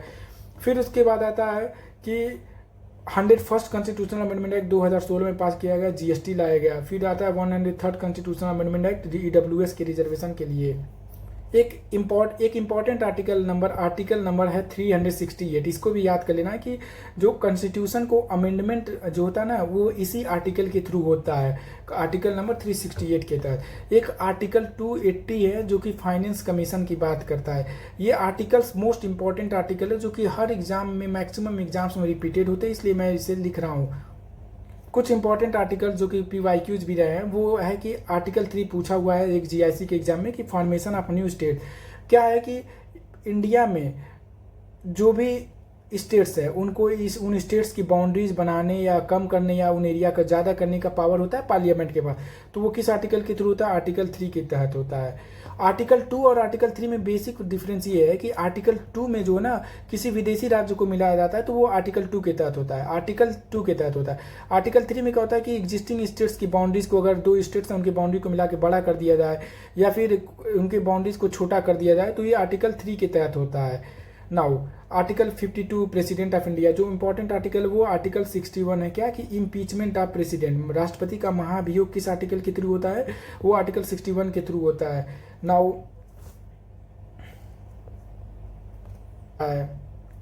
आर्टिकल 124 सुप्रीम कोर्ट के गठन की बात करता है। रिसेंटली सुप्रीम कोर्ट के जजेस की नंबर 34 से बढ़ा करके 38 कर दी गई है पार्लियामेंट के द्वारा। पार्लियामेंट आर्टिकल 79 में आता है। Article 80 composition of Rajya Sabha, 81 composition of Lok Sabha. ये इंपॉर्टेंट आर्टिकल है जिनको आप याद कर लेना। आर्टिकल 108 मोस्ट इंपॉर्टेंट है कि ज्वाइंट सीटिंग ऑफ पार्लियामेंट, मतलब कि अगर किसी बिल पे लोकसभा और राज्यसभा के बीच में मतभेद है और वो पास नहीं है, लोकसभा ने कोई किसी बिल को भेजा राज्यसभा के पास, राज्यसभा अगर उसे पास नहीं कर रही है तो क्या होता है कि ज्वाइंट सिटिंग होता है लोकसभा के मेंबर्स की भी और राज्यसभा के मेंबर्स की। ये किस आर्टिकल के तहत होता है, ये आर्टिकल 108 के तहत होता है। Now article 110, article 110 definition of money bill. मैं बताया मनी बिल जो है ना वो केवल और केवल लोकसभा में ही लाया जा सकता है। राज्यसभा में भेजा जाएगा तो राज्यसभा उसे रिजेक्ट नहीं कर सकती है, राज्यसभा को उसको पास करना ही होगा। और अगर नहीं पास करती है तो 14 दिन के भीतर खुद ब खुद मनी बिल पास हो जाता है। The next and the last part of the GS syllabus is the point number 4, that is current events of national importance and international significance. अब इसमें करंट अफेयर्स में हमें क्या पढ़ना है, करंट अफेयर्स में हमें नेशनल करंट इवेंट्स में पढ़ना है कि भाई PM गति शक्ति योजना क्या है, डिजिटल इंडिया मिशन क्या है, आत्मनिर्भर भारत क्या है, फिर रिसेंट अपॉइंटमेंट्स क्या है, गवर्नर कौन है, CJI कौन है, चीफ जस्टिस ऑफ इंडिया कौन है, इलेक्शन कमिश्नर कौन है इस समय हमारे, फिर लोकपाल कौन है, लोकायुक्त कौन है, फिर हमारे कुछ इंफ्रास्ट्रक्चर रिलेटेड डेवलपमेंट्स हुए हैं, कुछ गोल्डन क्वाड्रिलेटरल किन सिटीज़ को कनेक्ट करता है, हमें ये सब पॉइंट्स भी देखने होंगे, ये सब डायमेंशन भी देखने होंगे। फिर आता है इंटरनेशनल करंट इवेंट्स में जैसे कि G20, BRICS, SCO, Quad, ASEAN, COP, COP, ये सब इंटरनेशनल समिट्स किस देश ने होस्ट किया। जैसे कि रिसेंट में अगर हम देखें तो G20 जो है 2025 का होस्ट किया था साउथ अफ्रीका ने। फिर G20 2026 US में होगा, G20 2027 में यूनाइटेड किंगडम में होगा। तो ये हमें देखना होगा। नाउ नेक्स्ट पार्ट ये है कि ब्रिक्स समिट, तो ब्रिक्स समिट है वो कहाँ पे हुआ है, 2025 में ब्राज़ील में हुआ, 2026 में इंडिया में ऑर्गेनाइज होगा सितंबर में, और ब्रिक्स 2027 चाइना में होगा। आसियान समिट 2025 मलेशिया में हुआ, 2026 फिलीपींस में हुआ, 2027 सिंगापुर में हुआ। तो ये सब हमको जानना होगा। COP 31 2026 का तुर्की में हुआ। बात करें अगर हम करंट अफेयर्स ओरिएंटेड ज्योग्राफी के क्वेश्चंस क्या पूछ सकते हैं करंट अफेयर्स में, तो सिंपली ये पूछ सकता है कि भाई स्ट्रेट ऑफ हार्मुज किन दो गल्फ को कनेक्ट करता है। तो पहला पर्सियन गल्फ को गल्फ ऑफ ओमान से कनेक्ट करता है। दूसरा जो न्यूज़ में है बाब एल मंडब स्ट्रीट जो होता है जिबूती जो कि अफ्रीका का कंट्री है और यमन जो कि एशिया का कंट्री है, इन दोनों को सेपरेट करता है। जैसे कि अगर हम लोग देखें हैं, अगर ये अफ्रीका है और ये एशिया है तो यहाँ पे क्या है, जिबूती और यहाँ पे है यमन, इन दोनों को सेपरेट कौन करता है। यहाँ पे क्या है कि बाब एल मंडब स्ट्रेट है, ये बाब एल मंडब स्ट्रेट है। ये क्या करता है, ये यहाँ पे क्या है रेड सी है और यहाँ पे क्या है कि गल्फ ऑफ एडन है। इन दोनों को कनेक्ट करता है। ये क्या है, इसी का नाम बोलते हैं बाब एल मंडब स्ट्रेट। नेक्स्ट क्वेश्चन ये हो सकता है कि रिसेंटली अभी हाइड्रोजन ट्रेन चली है, ये हाइड्रोजन ट्रेन कहाँ से और किन के बीच में चली है? तो ये हाइड्रोजन ट्रेन चली है जिंद रेलवे स्टेशन हरियाणा में चली है, और ये 10 कोचेज इसमें लगे हुए हैं। इस पे 3200 हार्स पावर के इंजन लगी हुए। तो ये मोस्ट इंपॉर्टेंटली क्वेश्चन यही पूछ सकता है कि रिसेंटली में हाइड्रोजन ट्रेन कहाँ से किसके बीच चली। फिर उसके बाद पूछ सकता है कि भाई 21 जून को जो हमारा योगा डे सेलिब्रेट किया गया उसका थीम क्या था? तो योगा फॉर हेल्दी एजिंग था उसका थीम। तो इन टाइप्स के क्वेश्चन पूछ सकते हैं। करंट अफेयर्स के लिए सबसे बेस्ट सोर्स या फिर जो मोस्ट रेलिवेंट सोर्सेज जो मैक्सिमम स्टूडेंट्स रेफर करते हैं वो आप आई दृष्टि का ले लीजिए। आई दृष्टि के जो स्टार्टिंग के करंट अफेयर्स है पॉइंटर में, पॉइंटर वाइज आपको पूरा पढ़ने की जरूरत नहीं है, पॉइंटर वाइज 6 से 7 पेज में है नेशनल इंपॉर्टेंस के करंट अफेयर्स, और उसके नेक्स्ट पेज में 7 से लगभग 8, 14 या 15 पेजों में है वो इंटरनेशनल करंट अफेयर्स। आप इनको एक बार जरूर देख लीजिए। फिर कुछ रिसेंट स्कीम्स देख लीजिए, जैसे सागरमाला प्रोजेक्ट किस चीज़ के लिए है? तो ये कोस्टल लाइंस के लिए है, फिर शिप्स के डेवलपमेंट के लिए है, फिर आता है रेल माला, फिर आता है ये गति शक्ति योजना, तमाम सारे योजनाएं जो गवर्नमेंट चला रही है। नारी शक्ति वंदन अभियान, नारी शक्ति वंदन अभियान, फिर कई सारी योजनाएं गवर्नमेंट जो दे रही है। 81 करोड़ लोगों को राशन दे रही है। रिसेंट में क्या है कि डिलिमिटेशन कमीशन भी बना हुआ है। ये डिलिमिटेशन 4 बार अब तक भारत में हो चुका है। ये 131st कॉन्स्टिट्यूशनल अमेंडमेंट बिल जो कि अप्रैल में संसद में लाया गया, हालांकि ये बिल फेल हो गया। तो ये सारे डेवलपमेंट्स हमें देखने होंगे। Now current events of national and international significance के लिए हमें सिंपली आप जाइए आई दृष्टि का स्टार्टिंग के कुछ पेजेस आप पढ़ लीजिए। नाउ उत्तर प्रदेश से रिलेटेड भी क्वेश्चंस पूछे जा सकते हैं, नो डाउट पूछे जा सकते हैं। स्टेट बर्ड उत्तर प्रदेश का क्या है कि सारस क्रेन है। फिर उसके बाद क्या होता है कि स्टेट एनिमल स्वैम्प डियर बारहसिंगा, जिसे हम दलदली हिरन भी कहते हैं, ये हिरन है। स्टेट ट्री हमारा अशोक है। स्टेट फ्लावर पलाश है। ये बेसिक 4 चीज़ें हमें पता रहना चाहिए। अब यूपी डे सेलिब्रेट कब होता है? यूपी फाउंडेशन डे 24 जनवरी को मनाया जाता है। ये डेट पूछ सकता है यूपी दिवस कब है। नाउ यूपी में कितने एग्रो क्लाइमेटिक जोन है? कितने total agro climatic zone? Total 9 agro climatic zones है यूपी में। डायरेक्ट क्वेश्चन पूछता है कि भाई यूपी में कितने एग्रो क्लाइमेटिक जोन्स है? तो टोटल 9 एग्रो क्लाइमेटिक जोन्स है, और इन सब एग्रो क्लाइमेटिक जोन्स में सबसे ज़्यादा वल्नरेबल जो है वो होता है बुंदेलखंड जोन। ये हमें जान लेना है। फिर हमें यूपी का नॉर्दर्न मोस्ट डिस्ट्रिक्ट सहारनपुर है, साउदर्न मोस्ट सोनभद्र है। ये अभी मैप के थ्रू समझाऊंगा। Now famous Mela of UP. अब कुछ मेला यूपी में लगते हैं, वो पूछ सकता है कि यूपी में कुंभ मेला प्रयागराज में लगता है, माघ मेला भी प्रयागराज। देव दीपावली कहाँ मनती है? तो वाराणसी में मिलती है। यहाँ पे हम ये कंफ्यूज हो सकते हैं कि देव दीपावली अयोध्या में, बट नहीं, देव दीपावली वाराणसी में मनती है। नव सूरजकुंड मेला आगरा में, नंद महोत्सव नंदगांव मथुरा में, दशहरा मेला अगेन रामनगर वाराणसी में। एक और मेला है यूपी में जो है कि कैलाश मेला, ये कहाँ बनता है? तो कैलाश मेला आगरा में बनता है, आगरा में। फिर एक मेला और है कि भाई सोन महोत्सव कहाँ बनता है? सोन महोत्सव ये बनता है हमारा सोनभद्र में। तो इस टाइप के क्वेश्चंस भी पूछे जा सकते हैं कि कौन सा बनता है। फिर आता है कि कैलाश मेला आगरा में, इटावा में यमुना नदी आती है। फिर आता है कि कल्की महोत्सव कहाँ बनता है? तो कल्की महोत्सव हमारा बनता है संभल जिला में। तो this type of questions can be asked. और छोटा पंजाब किसे कहते हैं हम यूपी में? छोटा पंजाब ये बोलते हैं हम, पीलीभीत जिले को छोटा पंजाब भी बोला जाता है। तो इस टाइप के क्वेश्चंस यूपी से रिलेटेड भी आ सकते हैं। यूपी का largest district area wise Lakhimpur Kheri है, स्मॉलेस्ट डिस्ट्रिक्ट संत कबीर नगर। फिर आता मोस्ट पॉपुलस डिस्ट्रिक्ट प्रयागराज। यहाँ पे स्मॉलेस्ट डिस्ट्रिक्ट एरिया वाइज ये संत कबीर नगर नहीं, ये हापुड़ है। और नेक्स्ट है कि most populous district Prayagraj, least populous Mahoba, highest literacy rates Gautam Buddh Nagar, सबसे कम लिटरेसी श्रावस्ती में। फिर स्टेट सॉन्ग है जय जय जय Uttar Pradesh, state emblem Ashok emblem है। फॉर्मेशन यूपी का 24 जनवरी 1950 को हुआ था। कुछ यूपी पीएससी कमीशन प्रयागराज में, UP basic education board Prayagraj में है।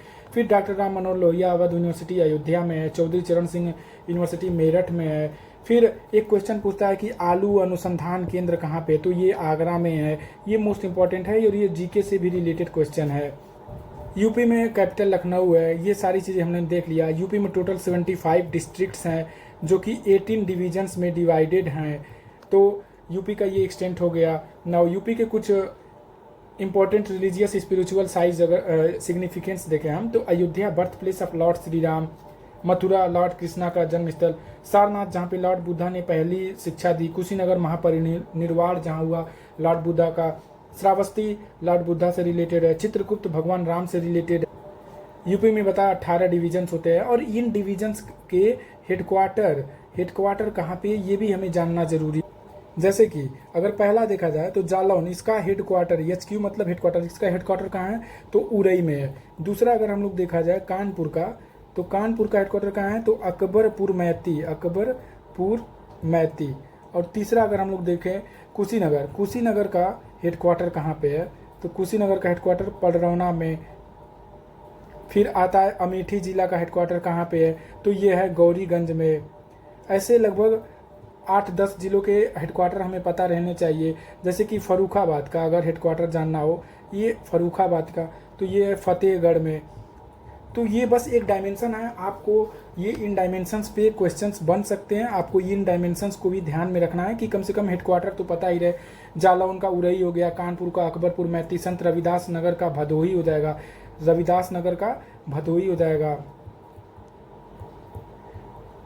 सोनभद्र का रॉबर्ट्सगंज हो जाएगा। तो इस तरह से अभी हम बता देंगे मैप के थ्रू।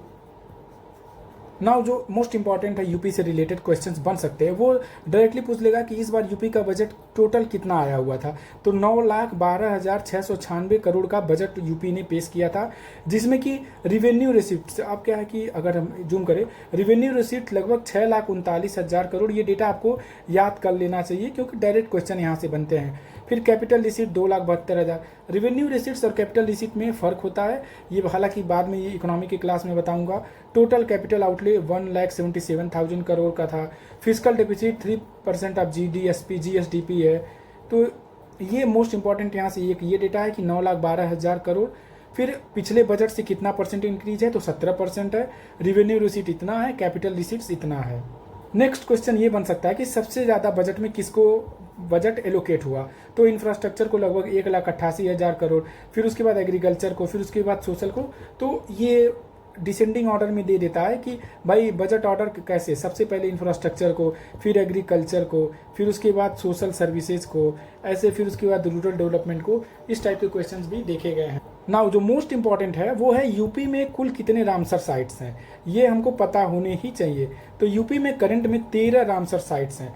अब इन 13 का मैंने पहला रामसर साइट अपर गंगा रिवर, ये कहाँ पे किस जिले में ये पता होना चाहिए, हापुड़ में है।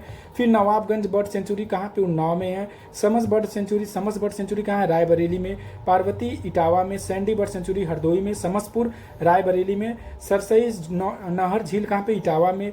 सुर सरोवर आगरा में। हैदरपुर मुजफ्फरनगर में। बखीरा वाइल्ड लाइफ सेंचुरी संत कबीर नगर में। पटना बर्ड सेंचुरी इटावा में।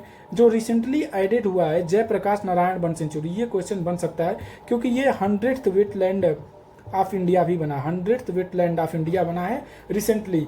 ये जयप्रकाश नारायण बर्ड सेंचुरी सुरहाताल जो कि बलिया जिले में है 2026 में, और ये इंडिया का 100th रामसर साइट बना बर्ड्स के।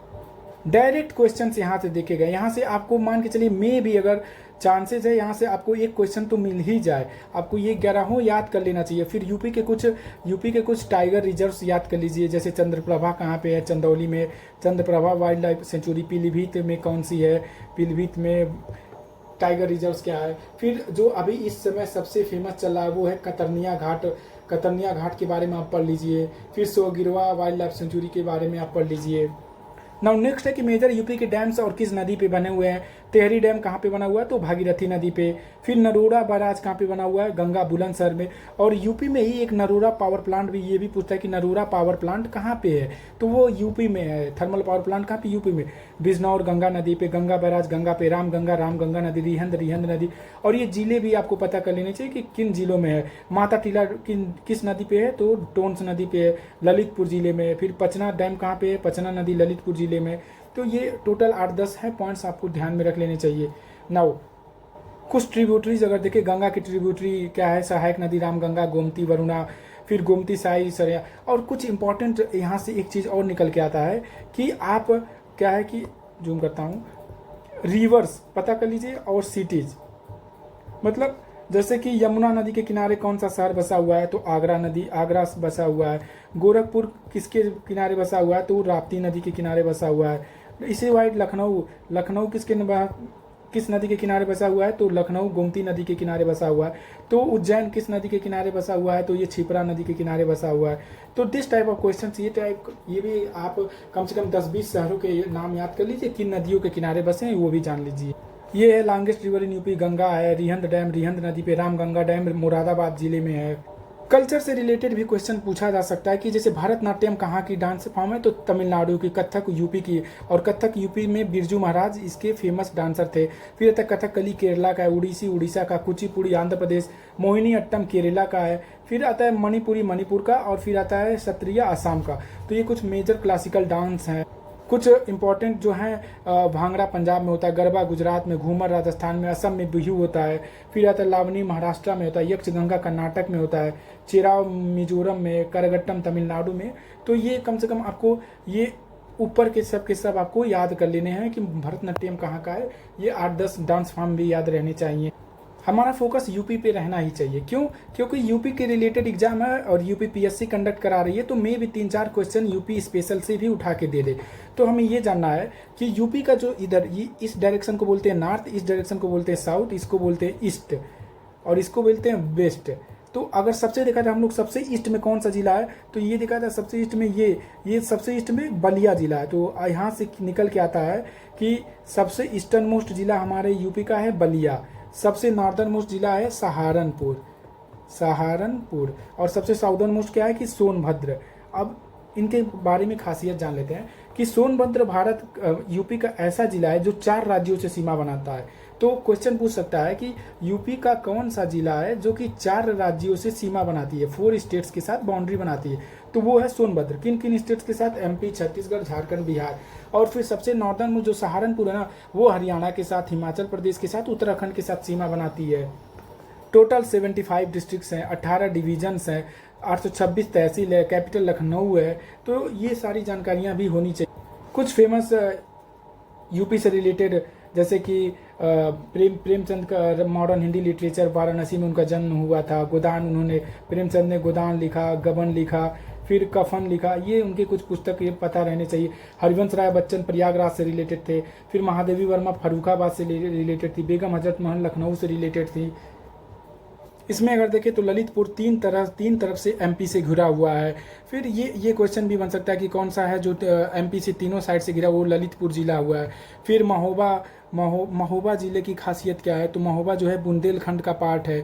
यहाँ पे महोबा में कौन सा मेला लगता है, तो महोबा में गोवर्धन मेला लगता है।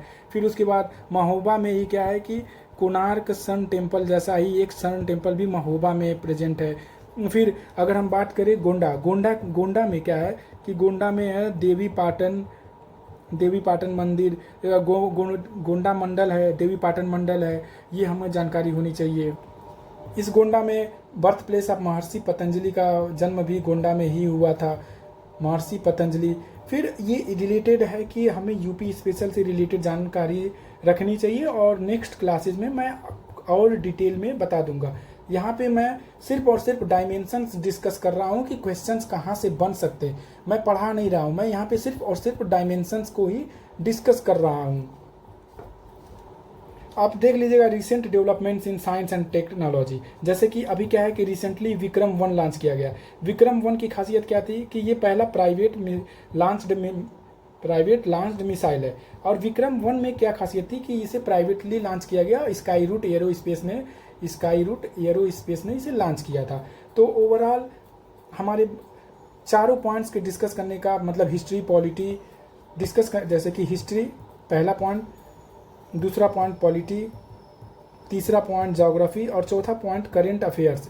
ये चारों डिस्कस करने का क्या क्या डायमेंशंस हो सकते हैं, क्या पॉसिबिलिटीज हो सकती हैं, क्वेश्चंस कहाँ से बन सकते हैं, कैसे बन सकते हैं, उन सारे पहलुओं पे मैंने डिटेल में आपसे चर्चा की है।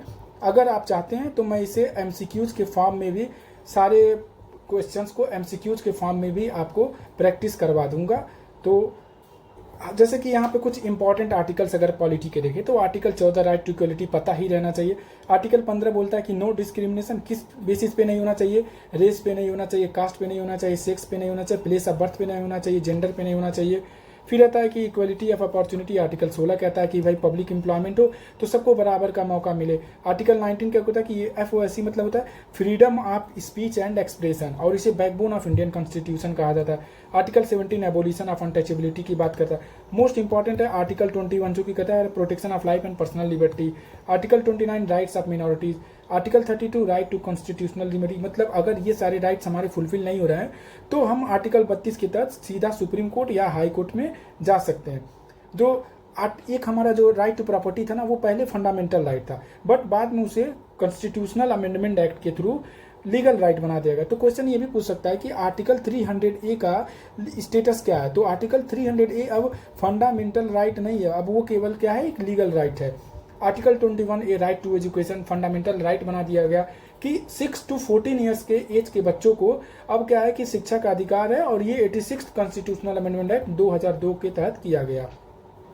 आर्टिकल 22 क्या कहता है कि आर्टिकल 22 बोलता है कि भाई protection against arrest and detention, मतलब कि आर्बिट्रेरी डिटेंशन नहीं होगा, जो भी डिटेंशन होगा वो हमें एक लॉ के तरीके से होगा। आर्टिकल 23 ये बोलता है कि भाई कोई भी बंधुआ मजदूरी या फोर्स्ड लेबर नहीं कराया जाएगा।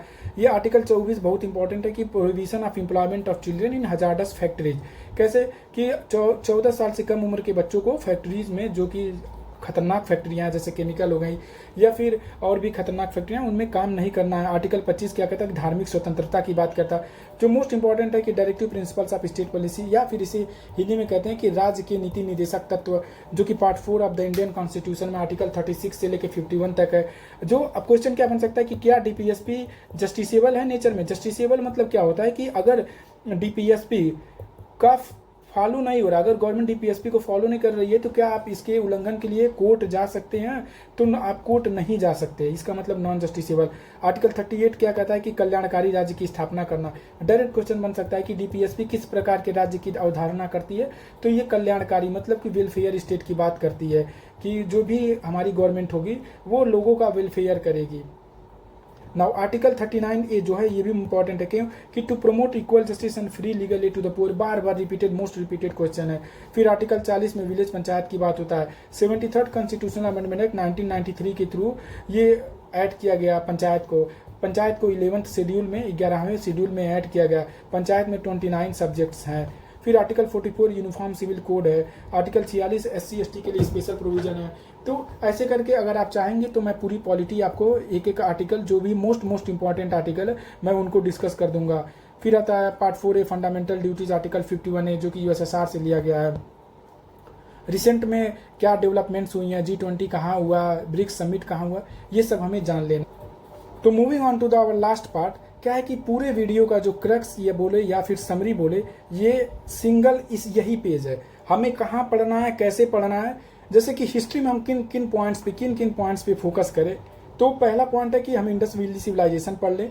कोई भी किताब उठाइए, लूसेंट उठा लीजिए या कोई भी आपके पास जीके की बुक है, आप इन पॉइंट्स को उठाइए और उसको आप पढ़ने को पूरा बुक पढ़ लीजिए, बट इन पॉइंट्स को जरूर आप एक बार ध्यान में रखें। ये आपका पर्सनल चॉइस है कि आपको क्या करना है, बट अगर आप इन पॉइंट्स को देखते हो तो मे भी चांसेस है नंबर आपका इंक्रीज हो जाए। तो इंडस वैली सिविलाइजेशन, वैदिक पीरियड, महाजनपदाज, मौर्यन पीरियड, आपको डिटेल में नहीं पढ़ना, बस आप वन लाइनर के टाइप में पढ़ लीजिए कि भाई मौर्य एम्पायर की स्थापना किसने की, चंद्रगुप्त मौर्य ने की। फिर किसके सहायता से, तो वो हुआ कि कौटिल्य के सहायता से। फिर क्वेश्चन पूछ सकता है कि अर्थशास्त्र पुस्तक किसने लिखी है, तो कौटिल्य ने लिखी है, तो इस टाइप के। फिर आता है गुप्त में समुद्रगुप्त को पढ़ लीजिए, कि नेपोलियन कहा जाता था इसे भारत का। अगेन क्या है कि इस टाइम क्या है कि कुछ ट्रेवलर्स आए, कुछ भारत में विदेश से ट्रेवलर्स आए। ये क्वेश्चन पूछ लेता है कि जैसे फायान आया था, फायान किसके शासनकाल में आया था, तो चंद्रगुप्त 2 के शासनकाल में भारत आया। फिर आता है कि ह्यूएनसांग किसके शासनकाल में आया, हर्षवर्धन के टाइम में आया, हर्षवर्धन के टाइम में। तो ये क्वेश्चंस पूछे जा सकते हैं, आप इस तरीके से पढ़े। फिर इंडियन फ्रीडम स्ट्रगल में नॉन कोऑपरेशन मूवमेंट, जो कि मैं डिटेल में डिस्कस कर चुका हूँ। ज्योग्राफी ऑफ इंडिया में पूछ सकता है भाई इंडिया का लोकेशन है, इंडिया कितने कोस्टल स्टेट्स हैं, किन देशों के साथ बाउंड्री करती है। फिर एक चीज़ बताना है कि यूपी जो है ना टोटल 8 स्टेट्स के साथ बाउंड्री शेयर करती है। फिर यहाँ पे सॉइल टाइप्स है, क्या सॉइल टाइप्स है। फिर होता है इंडियन पॉलिटी में कॉन्स्टिट्यूशनल डेवलपमेंट, कॉन्स्टिट्यूएंट असेंबली के बारे में, फंडामेंटल राइट्स पे आपको इन सब पे फोकस करना ही चाहिए। तो फिर करंट अफेयर्स में आपको आई दृष्टि के स्टार्टिंग के कुछ पॉइंट पढ़ लीजिए, या फिर कोई भी बुक, एनी बुक आपको करंट अफेयर की जो भी मिले आप उसे एक बार रेफर कर लीजिए। तो आई होप आपके लिए ये वीडियो यूजफुल रही हो। ये एक, इसमें मैंने कुछ भी पढ़ा ना, ये डायमेंशंस मैंने बताए कि किन किन डायमेंशंस पे कहाँ से क्वेश्चंस बन सकते हैं। हिंदी के लिए मैं पहले ही सारे वीडियोज अपलोड कर चुका हूँ, सारे नहीं, 1-2 बचे होंगे, 1-2 नहीं किया हूँ, बाकी सब के सब कर चुका हूँ। अगर आपको ये वीडियो अच्छी लगे तो आप कमेंट करिए, और उसमें आप टॉपिक्स जो हैं, किन टॉपिक्स पे आपको वीडियो चाहिए आप उसको कमेंट सेक्शन में ज़रूर डालें। आई होप आपके लिए वीडियो यूजफुल रही हो।